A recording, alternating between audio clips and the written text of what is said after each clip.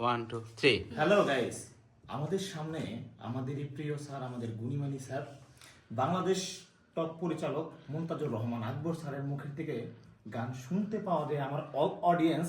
তারপরে হচ্ছে আমাদের যে কতটা ভাগ্য সেটা আপনাদের বলে বোঝাতে পারবো না। আজকে আমাদের শুটিং চলাকালীন স্যার একটা গান গাইছে, ওই গানটা আমরা আবার রিপ্রেজেন্ট করে নিচ্ছি স্যারের থেকে।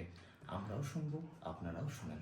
Sir please. কত যে তোমাকে এসেছি ভালো, তুমি কি তা যদি জানতে।